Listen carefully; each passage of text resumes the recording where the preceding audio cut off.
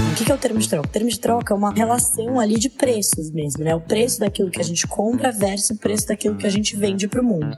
A situação agora é um pouco mais delicada, principalmente do ponto de vista da Ucrânia. Por que isso? E o desfecho dessa batalha legal vai trazer implicações enormes para o futuro das empresas de petróleo e da exploração futura nessa região da bacia Guiana e Suriname. Real subiu no telhado de novo no Terraço Cast de número 422.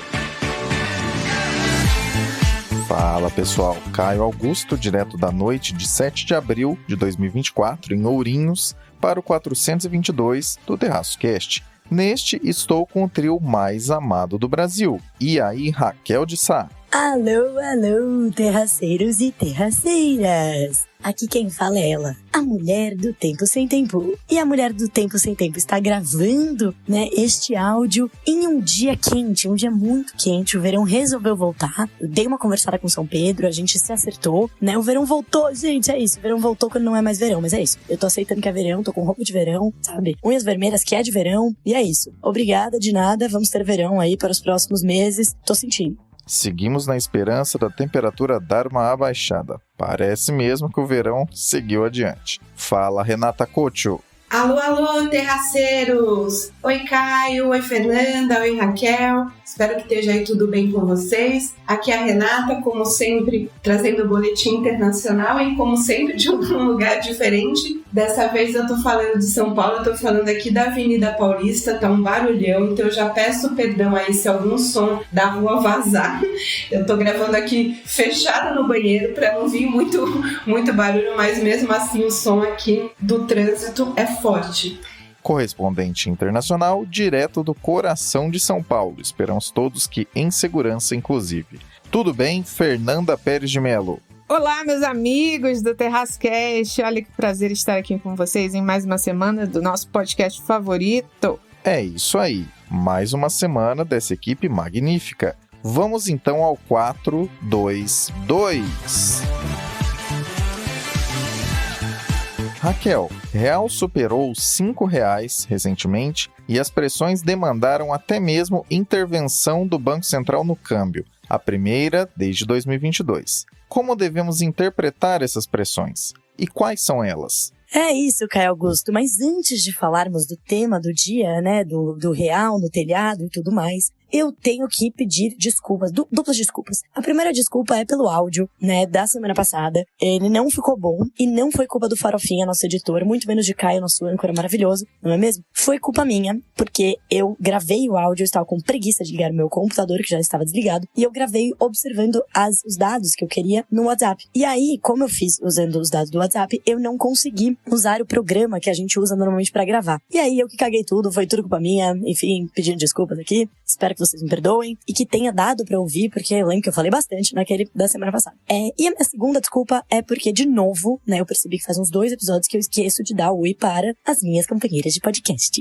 Hey, Fê, um oi aqui pra vocês, tá? Por favor, não me odeiem. É que normalmente eu faço esse podcast aos 45 do segundo tempo, quando eu tô cansada, não sei mais o que eu tô fazendo. Então é isso, fica aqui as minhas duplas desculpas. E agora vamos a ela.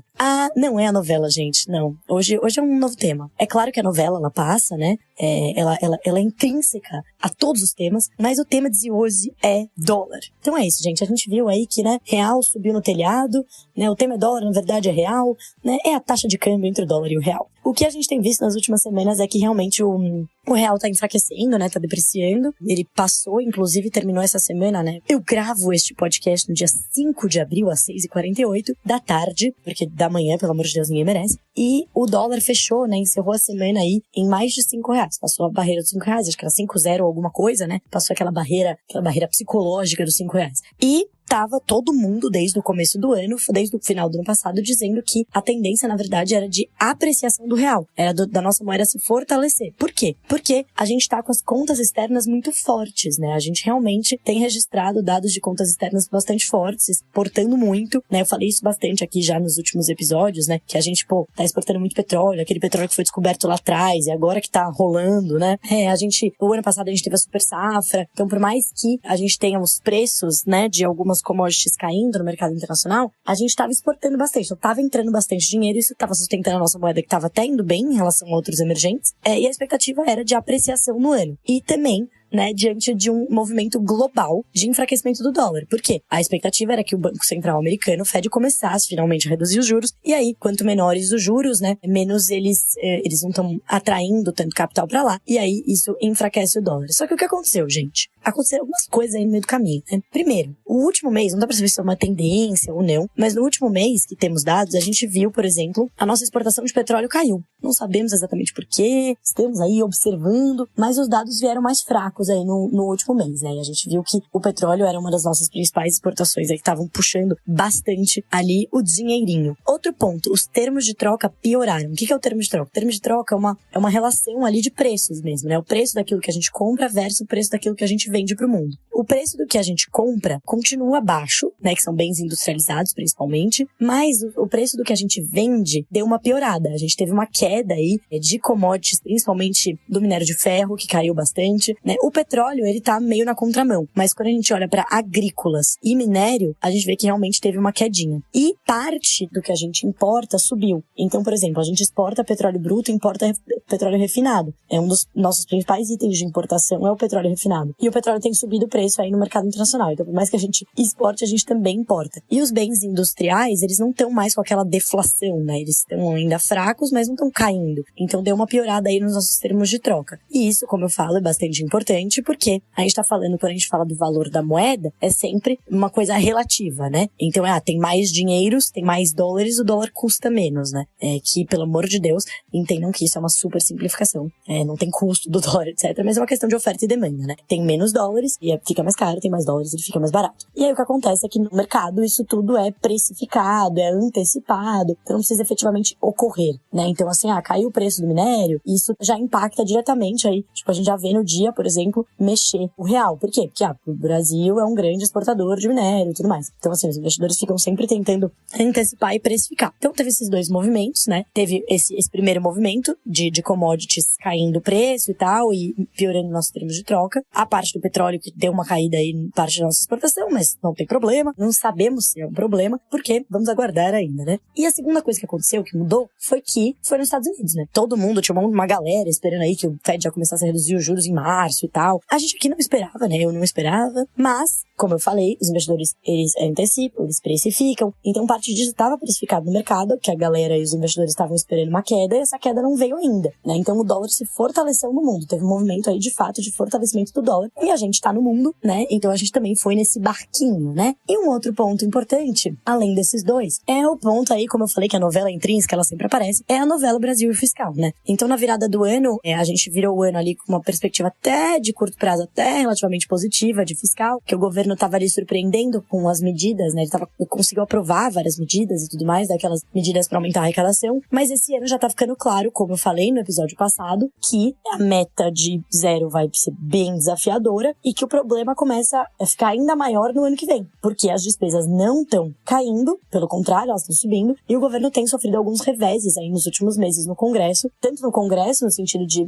ter algumas medidas revertidas, quanto de projeções, né, de achar que ia ganhar mais dinheiro com algumas coisas ali, algumas medidas, e ganhar um pouco menos. Então o fiscal também dá uma atrapalhada, e a própria ingerência, né, política em, por exemplo, empresas estatais, semi-estatais, né, então, por exemplo, a Vale, eles tentando ali, né, fazer, na verdade a Vale zero estatal, né, ela tá ali na bolsa, então, é mais a Petrobras, que é ainda boa parte ali do governo, mas mesmo na Vale, né, então o governo com ingerência até em empresas que são ali super do setor privado e tudo mais, isso aumenta a percepção de risco, né, a percepção de risco de uma maneira geral sobre o Brasil. Tipo, porra, será que vai rolar uma estatização geral? E será que o governo vai se meter na gestão dessas empresas, vai começar a usar dinheiro público, vai fazer toda a mesma cartilha que a gente sabe que não dá certo? Isso aumenta a precificação, a percepção de risco, e a moeda é um dos nossos principais ativos, então isso é precificado ali também, né? Então tem aí cenário político e fiscal também dando uma piorada. Então, commodities, juros nos Estados Unidos, cenário político e fiscal. E aí, gente, na última semana, teve uma cerejinha do bolo. Essa cerejinha do bolo foi o vencimento de títulos do Tesouro, que são a NTNA, que são títulos que são atrelados ao câmbio. Então, eu tive até que ler aqui uma reportagem, agradecimento aqui para quem escreveu essa reportagem do Valor, que ficou excelente, super explicativa, sobre o que é a NTNA e o que ela tem a ver com o câmbio, né? Porque o que é a NTNA? São títulos públicos atrelados ao dólar. Então, que nem a gente tem um atrelado à inflação, né, NTNB, no caso. Então, vai te pagar uma parcela pré-fixada e uma outra vai seguir a variação da inflação. Essa segue a variação do câmbio. Por quê? Elas são muito antigas, né? Essas que estão vencendo, que iam vencer agora em abril, que vão vencer dia 15 de abril, elas foram emitidas em 1997, tá? Então, são títulos muito antigos, porque agora, esses títulos eram muito mais comuns. A gente tinha uma dívida externa muito grande, né? Isso, tanto dívida emitida fora quanto emitida em moeda estrangeira, parte para ter credibilidade, né? Porque assim, o real não tinha, né? A nossa moeda não tinha credibilidade, então você atrelava isso ao dólar, né, que nem na inflação. A inflação é um risco, a gente tem esse título que é atrelado à inflação, para o Tesouro conseguir se financiar, né, conseguir ter o investidores investindo nisso, né, para o Tesouro é muito mais caro, né, porém, é o jeito, é o que tem para hoje, né. E aí, na época, você tinha grande parte da nossa dívida era atrelada ao dólar, a nossa, né, fazia parte ali da nossa dívida externa. Essa relação mudou muito hoje é tipo 0,00, né, que são esses títulos, eles não são mais emitidos, né, eles fazem parte da dívida, mas não são mais emitidos, eles estão aí vencendo. E a gente tem uma reserva, a gente tem reservas internacionais enormes, né? Inclusive, que são mais do que o suficiente para cobrir o total da nossa dívida externa pública e privada, né? Em termos aí de vulnerabilidade externa e tudo mais. Então, esses títulos, eles eram emitidos para proteger, para os investidores fazerem um certo hedge aí contra a variação da nossa moeda em relação ao dólar. Só que daí entra uma parte bem complexa de mercado. O que acontecia, né? Como o Tesouro, ele emitia isso para conseguir conter essa percepção de risco elevada, que caso o câmbio depreciasse, você teria muita volatilidade no mercado e tudo mais. O investidor, no fim, ele ia fazer o quê? Ele ia ganhar menos. Se ele tivesse lá um título em real, a moeda desvalorizasse muito, beleza. Quando ele fosse receber, ele não ia receber nada, porque a moeda já foi pras cucuia. Então, se você tivesse, né, no caso, uma instituição que tivesse uma dívida no exterior e quisesse se proteger, por exemplo, eles podiam ir lá, olha, legal, vou comprar esse título atrelado ao dólar, porque daí, como eu tenho essa dívida no exterior, eu tenho um pagamento em dólar, isso era muito comum, porque a nossa moeda não tinha muita credibilidade, como eu falei. Então, eu vou me redear com esse título do Tesouro. Então, era para funcionar realmente como um hedge aí para esses investidores. Por que a gente não tem mais agora? Porque o Banco Central, a gente tem reservas muito robustas, então hoje, se tiver uma forte volatilidade no mercado de câmbio, por exemplo, o Banco Central pode intervir diretamente com a venda de parte das reservas ou com o swap cambial. O swap cambial, ele é feito, ele é uma negociação que trava o valor ali da taxa de câmbio e ele vai ser, vou te dar aqui esse swap, eu me comprometo, o Banco Central, a te pagar nesse valor da taxa de câmbio de hoje, mas no futuro. Mas esse contrato, ele é feito em reais, tá? Ele não é feito, inclusive tem um texto no Terraço que fala sobre o swap cambial, que é ótimo. Fica a dica. O contrato, ele se dá em reais mesmo, então o Banco Central não tá mexendo na reserva. Mas é claro que isso ajuda a reduzir essa percepção de risco e volatilidade. Beleza, então vamos lá. Então é por isso que as NTNAs, elas existiam. Mas o que tem a ver com essa pressão sobre o real que a gente viu aí nas últimas semanas? Porque quando os investidores compravam esses títulos, eles estavam basicamente comprados em dólar, né? Ou seja, porque eles compraram um título atrelado ao dólar, né? Então, se o dólar valorizasse, eles iam ganhar mais dinheiro. Se o dólar desvalorizasse, eles iam perder dinheiro. Então, para eles conseguirem neutralizar essa posição comprada em dólar, eles abriam posições vendidas em dólar no mercado futuro, para sair no 0 a 0. Porque quando você tá fazendo um hedge, uma proteção, não é para você ganhar com aquilo, né? É para você, literalmente, estar ali neutro com essa proteção. Você pode, eventualmente, ganhar, é claro. Mas tinha ali muitos investidores que faziam essas posições vendidas para conseguir neutralizar. Só que quando esses títulos vencerem, esse título aí lá de 97, que vencer no dia 15 de abril, esses investidores não vão mais ficar neutros, porque a parte comprada vai deixar de existir, vai vencer, eles vão receber, legal, beleza? E aí vai só sobrar a posição vendida. Então, o que parte desses investidores vai ter que fazer é buscar neutralidade de novo, buscando dólar no mercado futuro para zerar as posições. Então, se ele tinha lá uma posição vendida, ele vai buscar dólar no mercado futuro para poder zerar essa posição. Beleza. E aí, o que vai acontecer? Vai aumentar muito a demanda por dólares. Então, vai ter uma pressão maior para compra. E aí, o Banco Central se viu como prudente trazer mais liquidez para o mercado. E ele escolheu fazer isso via swap cambial, que é esse instrumento que eu falei, que ele é fechado em reais e tal, mas ele garante dólares no mercado futuro.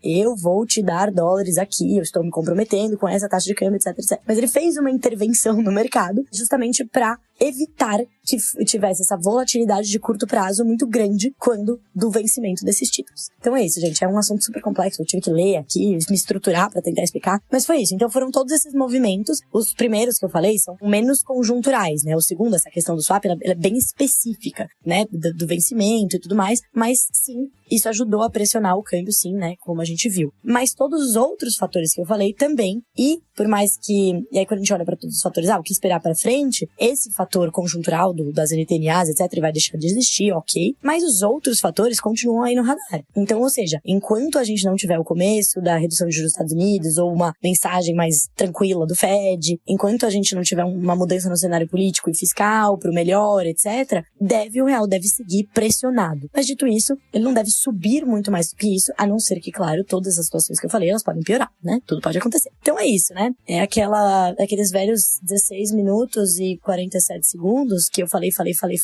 e pra no final dizer, o dólar pode subir, cair, ficar onde ele tá, e é isso, né? É isso, pessoal, espero que vocês não desistam de ouvir esse podcast depois dessa minha conclusão maravilhosa. Primeiramente, desculpas aceitas. Certamente nossos queridos ouvintes notaram, mas não nos abandonarão por isso. Agora, sobre o câmbio. Essa variável faz parte do campo de itens que, já dizia aquela velha máxima atribuída a Edmar Baixa, foram criados por Deus para humilhar os economistas. É difícil prever o amanhã, é bem mais fácil entender como chegamos até aqui. E esse chegamos até aqui dessa vez é um tanto quanto desanimador. Tanto doméstica quanto externamente, os fatores indicam que essa subida do dólar talvez tenha trazido esses R$5 como um novo piso. Já foi pior, tendo em vista que em 2022 chegamos a superar levemente 5,70, mas poderia estar melhor, levando em conta alguns cálculos de valor justo do dólar frente ao real, algo tão perigoso que é complicado até de olhar como é feito, apontam que poderia estar próximo de 4,50. Diferentemente de aspectos que impactam mais em juros, aqui no dólar, os aspectos são mesmo majoritariamente relacionados ao resto do mundo. Mas é aquela velha história. Se a gente é apenas um pequeno barco movimentado pela subida e descida das marés, fica muito mais difícil aguentar as sacudidas dessas marés, quando eventuais problemas nesse barco ficam sempre para depois. Especificamente sobre o fiscal, apresentamos um panorama bastante detalhado no episódio anterior, o 421. Vale a pena ouvir caso você ainda não tenha feito isso. A grande novidade que ocorreu recentemente foi essa intervenção cambial feita pelo Banco Central que, como a Raquel bem explicou, teve uma razão bem específica, que não foi pura e simplesmente o dólar subiu, então precisaram agir. Mas, se esse fator pontual já fez sua participação, os outros aspectos todos do cenário, aqui e lá fora, continuam com suas problemáticas em curso. Vale destacar que, por sermos um país bastante exportador de commodities, o ponto sobre os termos de troca estarem piores hoje também conta muito. Existem sim outros fatores relevantes, mas lembrem-se sempre de uma coisa muito importante. Se as commodities estão indo bem, muito provavelmente o PIB brasileiro também estará. E a má notícia é que não costumamos fazer a lição de casa entre os booms de commodities para tentar tornar o crescimento menos dependente das commodities. Dólar é um dos itens mais voláteis e cruéis da economia, mas estamos sempre aqui com foco em te trazer o que aconteceu e, com os cenários que vão se desenrolando, vamos juntos descobrindo o que acontece com variáveis tão voláteis quanto essa.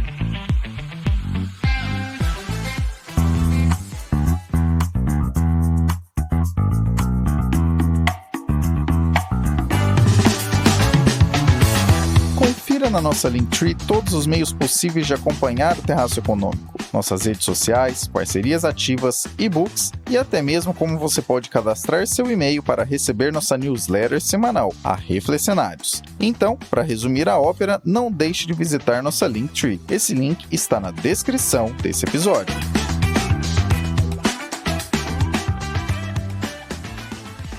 Renata, traga para nós o Boletim Internacional, atualização da guerra na Ucrânia e as preocupações de Zelensky com o apoio enviado pelos Estados Unidos. Então, o que acontece nesse momento? Né? A gente já falou aqui, eu acho que a última vez que a gente conversou sobre o conflito da Rússia, né, da invasão da Rússia na Ucrânia, essa guerra na Ucrânia, é que a gente estava vendo dificuldade de apontar aí quem seria um vencedor. Tanto a Rússia quanto a Ucrânia estavam ali, estão ainda, né, num embate, num conflito, em que a gente não via assim, uma saída vitoriosa para o Putin nem para o Zelensky, né, uma guerra que deveria e ainda tem uma probabilidade bastante grande de durar muito tempo, ter muitas mais perdas humanas, mais perdas econômicas, mas que a gente estava com uma dificuldade de ver uma resolução desse conflito. A situação agora é um pouco mais delicada, principalmente do ponto de vista da Ucrânia. Por que isso? Porque a gente vê assim, um momento mundial que acaba favorecendo a ofensiva russa por uma série de questões. A primeira, é claro, né, que a gente sempre fala aqui, show me the money, né, dinheiro. Então os ucranianos estão precisando muito de dinheiro para poder melhorar a infraestrutura, produzir mais armamentos. Eu acho que a grande questão aí é a quantidade de míssil, a quantidade de armamentos, a quantidade de ataques que a Rússia consegue fazer na Ucrânia e que a Ucrânia consegue fazer na Rússia para se defender. E a Ucrânia está com muita falta desses tipos de armamento, desses mísseis, e ela precisa de dinheiro para isso. Da onde vai vir, né, esses armamentos ou dinheiro? O principal fonte de recurso que os ucranianos estão esperando é uma ajuda econômica dos Estados Unidos. Essa ajuda ela precisa ser aprovada no Congresso americano. É esperado uma ajuda de 60 bilhões de dólares dos Estados Unidos para a Ucrânia, para essa produção de armamentos, mas isso depende da aprovação do Congresso, que hoje está na mão dos republicanos, né? O Partido Republicano tem a maioria no Congresso americano. O Mike Johnson, que é o Speaker of the House, né? Como seria ali o Arthur Lira, o presidente da Câmara dos Estados Unidos, que é do Partido Republicano, ele quer aprovar essa ajuda para a Ucrânia de 60 bilhões, um acordo aí dos bipartidário, que a gente costuma falar nos Estados Unidos, né, um acordo entre democratas e republicanos, mas o Mike Johnson, apesar dele ser republicano, ele está tendo mais dificuldade de convencer os colegas dele do próprio partido. Então, porque a gente, né, como vocês sabem, a gente tem eleição nos Estados Unidos no final do ano e é impopular dentro dos Estados Unidos e principalmente entre os eleitores do Partido Republicano mandar mais dinheiro para a Ucrânia. A crítica que a gente escuta bastante nos Estados Unidos é o que esses mais de 60 bilhões de dólares que vai ser tirado aí do bolso do contribuinte americano e que poderia estar sendo aplicado localmente, né, infraestrutura para o próprio país ou ajuda dos pobres do próprio país, está sendo enviado para a Ucrânia e eles não veem muito sentido, quer dizer, o que esses 60 bilhões vai ajudar, vai resolver o conflito que os outros bilhões, né, mais bilhões que já foram mandados para a Ucrânia ainda não conseguiram. Então o medo dos americanos é que você tenha aí um poço sem fundo de pedido de dinheiro para a Ucrânia eterno, sem resolução desse conflito, dinheiro que poderia estar sendo usado aí localmente pelos americanos. Então, hoje em dia, nos Estados Unidos, é impopular você aprovar mais dinheiro para a Ucrânia. De outra maneira, a maioria dos americanos também não quer que o Putin vença a guerra, né? A maioria dos americanos é a favor de um Estado ucraniano independente, né? Da existência do Estado ucraniano, não é favorável ao Putin, mas também não quer tirar a mão do bolso para pagar para isso, sem ter muito claro qual é a estratégia, na verdade, dos ucranianos, né? Então, como eu falei, o Mike Johnson, que é o presidente do Congresso nos Estados Unidos, está com essa dificuldade, está tentando aprovar aí o mais rápido possível, mas por enquanto ainda não saiu dinheiro. Outros países europeus que também já falaram que querem ajudar, né, fazem grandes discursos, por exemplo, a França, a Espanha, também não se comprometeram a enviar mais munição e mais dinheiro certo para a Ucrânia. A gente tem alguns países do leste europeu, por exemplo, a República Tcheca, a Letônia, já mais comprometidos, né, tentando aí criar uma liderança para enviar mais ajuda para a Ucrânia, mas também sem muito sucesso. E hoje a Ucrânia já tem, né, bem menos, cerca de 1/3 da munição dos russos. Então eles já estão assim perdendo de 1 para 3 e a tendência é a perder demais, porque a Rússia continua, né, ela teve sua infraestrutura menos atacada do que a Ucrânia, então a capacidade de produção de novos armamentos da Rússia é maior, já era era maior e continua maior do que a Ucrânia, e a Rússia tem recebido também ajuda, né, dos países aliados deles, do Irã, da Coreia do Norte, mais ajuda do que a Ucrânia tem conseguido receber dos aliados da OTAN. Então isso acaba criando essa situação difícil, né, na guerra. A expectativa é que a Rússia aí faça mais algumas investidas, né, para tentar empurrar a linha de defesa da Ucrânia, principalmente agora que começa o verão no hemisfério norte. Hoje a Ucrânia defende ali uma linha de defesa de cerca de 2.000 quilômetros, né, que está impedindo o avanço das tropas russas, e a grande preocupação dos ucranianos ali, dos Zelensky, é que a Rússia consiga forçar essa linha de defesa fortemente no verão e consiga atacar de maneira mais destrutiva as principais cidades da Ucrânia, principalmente a capital Kiev. E a gente sabe, né, nos Estados Unidos, toda a questão de eleição no final do ano, isso a gente quer se vai dar tempo, né? Se, por exemplo, o Joe Biden conseguir ser reeleito, de repente os democratas consigam uma maioria no Congresso, o que também está difícil, né? Então são muitos Cs. Se vai dar tempo, se mesmo que esses Cs positivos, digamos assim, para a Ucrânia aconteçam, se vai dar tempo deles conseguirem esperar isso e atravessar esse verão aí, que tende a ser bastante conflituoso ali na região. Todo conflito bélico é uma tragédia, sobretudo para quem nada tem a ver com isso, os civis dos dois lados. Os dois grandes impasses de 2024 que tornam a Ucrânia mais suscetível a sair derrotada desse conflito do que a Rússia são esse pacote de grande ajuda que está parado no Congresso americano e a possível ou provável vitória de Donald Trump, que tem sinalizado constantemente que, se entrar novamente na Casa Branca como presidente, vai encerrar o conflito rapidamente. E tendo em conta que ele não é apoiador do envio de ajuda americana à Ucrânia, além de ser razoavelmente parceiro de Putin, essa resolução rápida seria algo como: agora a Ucrânia terá de ceder esse pedaço de território à Rússia. É claro que não se trata apenas de uma questão financeira, mas esse aspecto faz bastante diferença. Quem ouve esse podcast há um tempo razoável irá se lembrar de quando discutimos por aqui, no início do conflito da Ucrânia, o risco enorme para a Europa de ficar sem o gás russo, algo que estava para acontecer como resposta da Rússia às sanções do Ocidente. Esse risco colocava na mesa a questão da dependência da Europa de um parceiro de fornecimento tão instável quanto a Rússia, principalmente em países como a Alemanha, que chegou até a desligar usinas nucleares nas últimas décadas em prol da ideia de ampliar o recebimento do gás russo, algo que, vejam só que loucura, foi criticado por Donald Trump enquanto era presidente, e isso foi tratado com desdém justamente por representantes parlamentares da Alemanha no Parlamento Europeu. Agora, sob a ótica militar, temos novamente essa questão. Provavelmente a Europa está acordando agora para o fato de que, mesmo fazendo parte da OTAN, ao menos a maioria de seus países faz parte dessa organização militar, os Estados Unidos representam parte relevante o suficiente para, se assim desejarem, gritarem truco para a proteção que a OTAN significa. Por mais que, é claro, os Estados Unidos representem uma parceria muito menos instável para a Europa do que a Rússia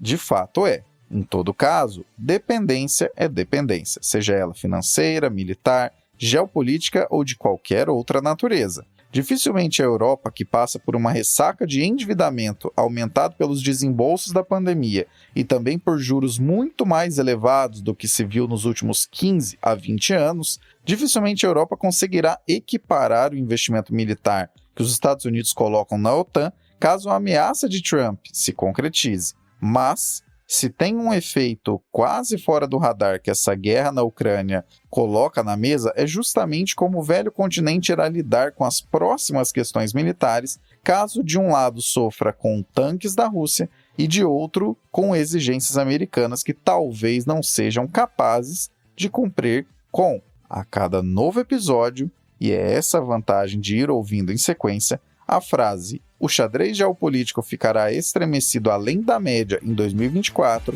faz mais sentido.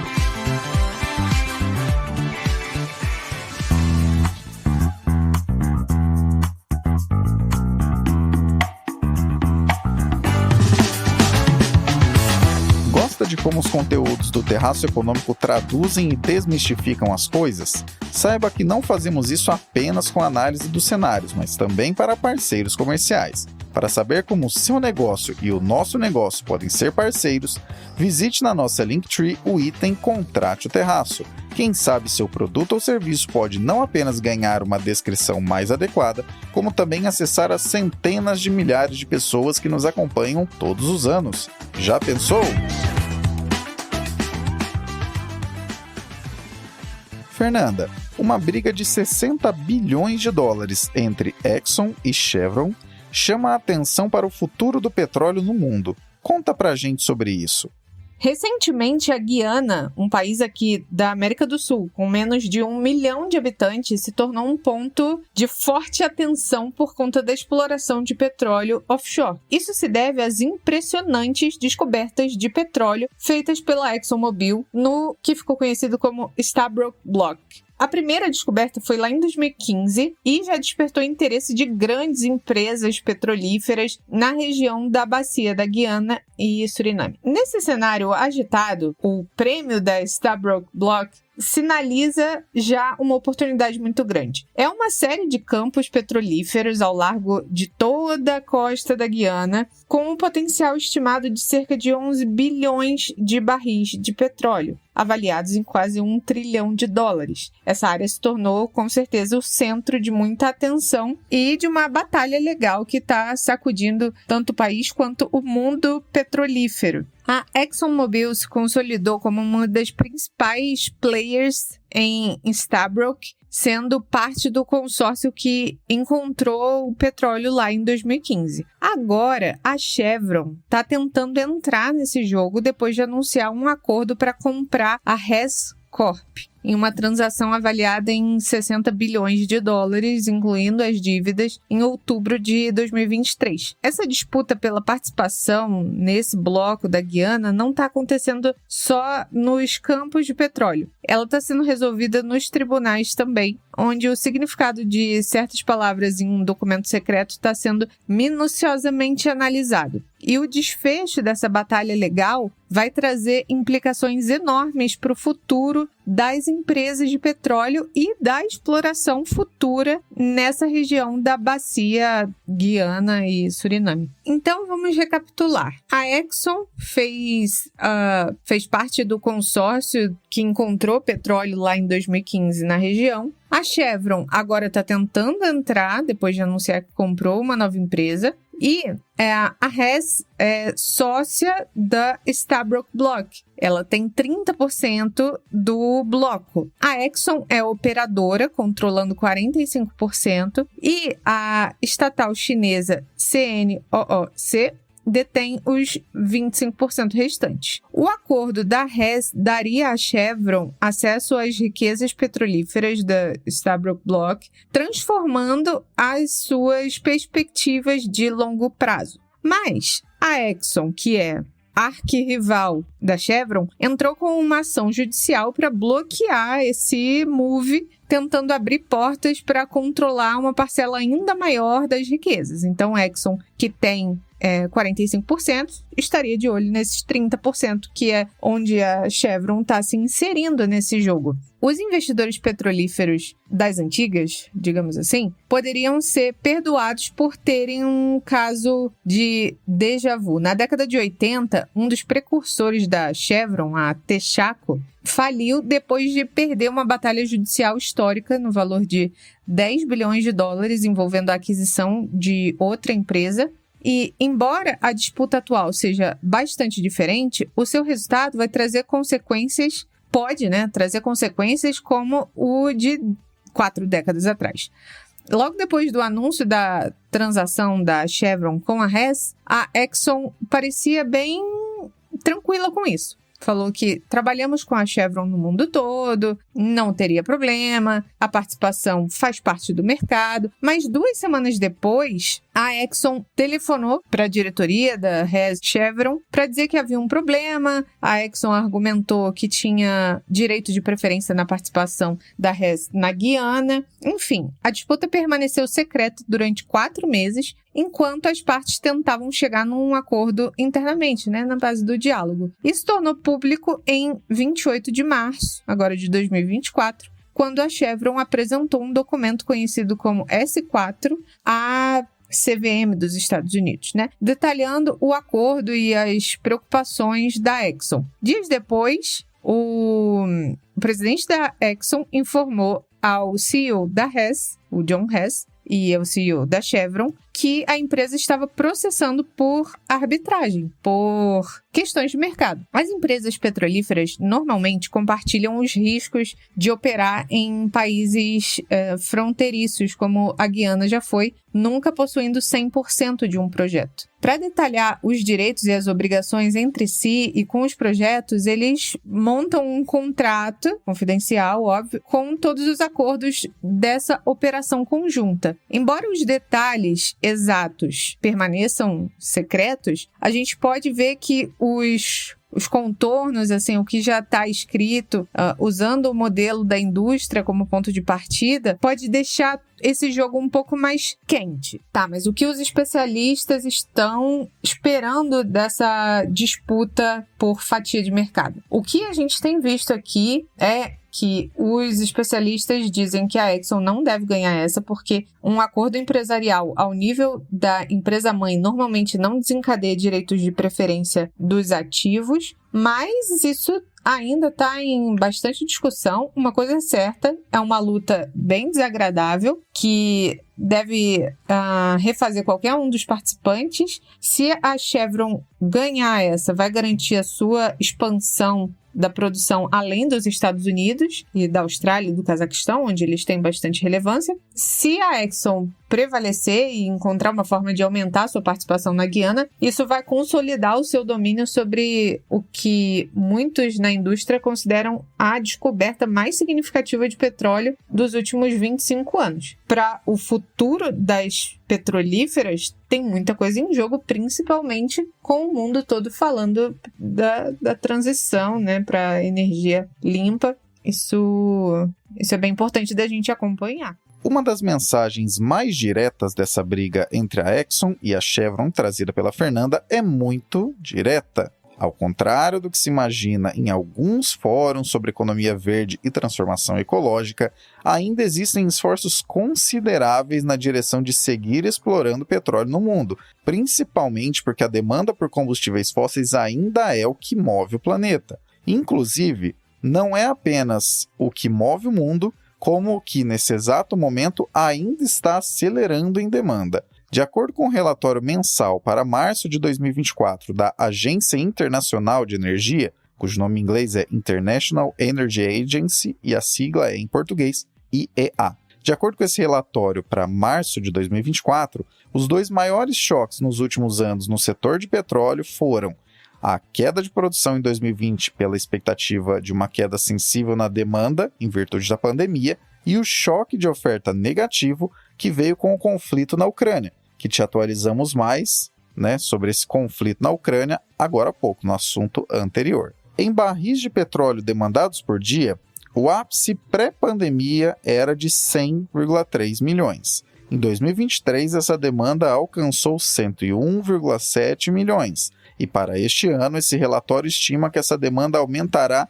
em 1,3 milhões de barris de petróleo por dia consumidos, o que representa certa desaceleração de dados do que esse relatório que acompanha mensalmente o setor tem trazido, mas ainda assim renova a demanda máxima por petróleo no mundo nesse ano, caso essa previsão se concretize. A transformação verde ainda pode acontecer e existem diversos esforços sendo colocados globalmente para que, de fato, ela venha a ocorrer. Mas não tenhamos ilusões. O petróleo ainda é a matriz energética que move o mundo, e por contendas multibilionárias e pelo aumento da demanda, a ideia de que há alguma rejeição das matrizes produtivas por esse tipo de insumo é totalmente desconectada da realidade dos dados. Quem levará a melhor nesse cabo de guerra entre Exxon e Chevron ainda não sabemos. Mas o que tiver de relevante advindo dessa questão, certamente você poderá ouvir em análises aqui no Terraço Cast.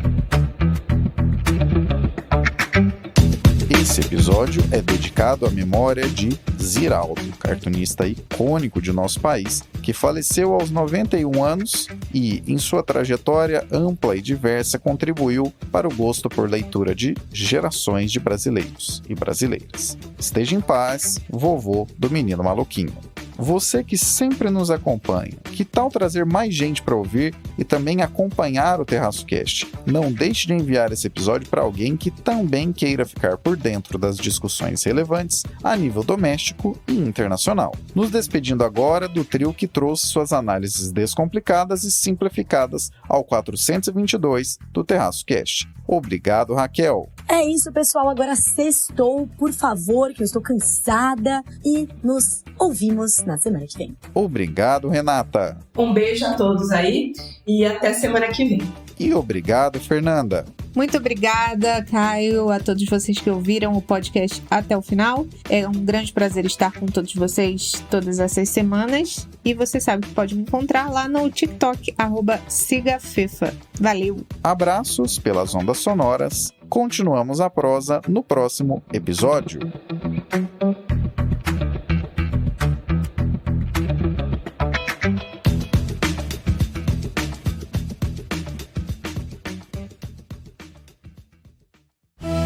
Este episódio foi editado por Atelas, soluções em áudio para podcasts. Encontre a Atelas nas redes sociais. É só buscar por @AtelasEdição.